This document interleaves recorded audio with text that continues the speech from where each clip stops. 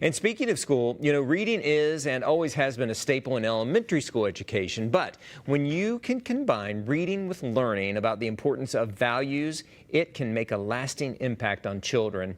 Joe Schmidt is here with a story of a St. Paul family who is trying to turn a tragedy into a legacy. Strength can come in many ways. There are no rules for grief and how to handle grief, but one family in St. Paul who has gone through more than most has figured out the best way to beat grief is to give until it doesn't hurt. Como Park Elementary means a lot to us. The emotions can be raw when Dean and Bridget Pidage walk the hallways of Como Park Elementary. It's where their son George taught for 5 years, and he was like the Pied Piper with the kids here. He was friends to all those kids. He understood them. It's like he had walked in their shoes at one point, so he knew how to help them out.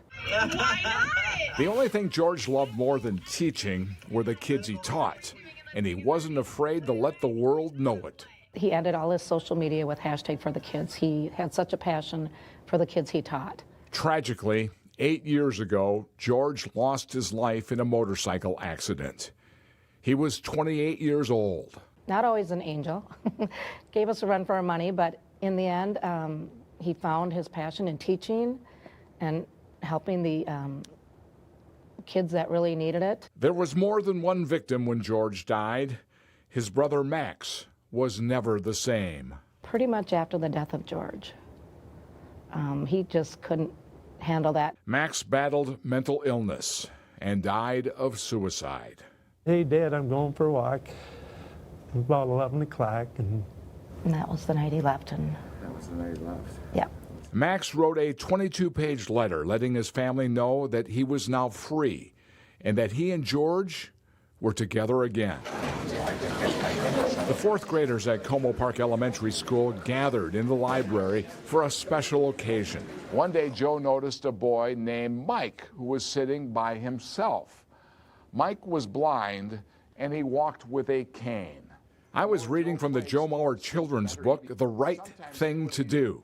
I'm always trying to think of things I can do to carry on George and Max's names and legacies and passions, and that book really hit hard for me. How you doing, man? Good, how are you? Good to see you. It's been too long. George would have liked the fact that Mike Halley, the young blind student who Joe Mauer befriended, was there to share his story. The kinder you can be, the more friends you're going to have, and that's going to expand as you go through life. You'll find that out.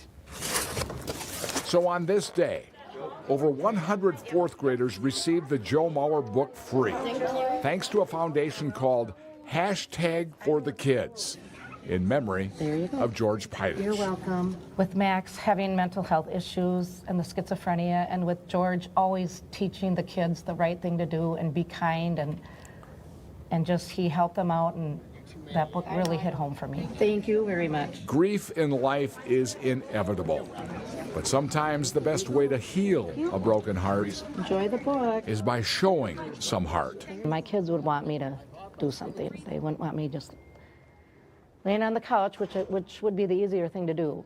There is another Pidage brother, Sam, the middle brother, who had to try to do justice in giving George's eulogy. I just had this aha moment when I saw this quote from Dr. Seuss that he used. And that quote?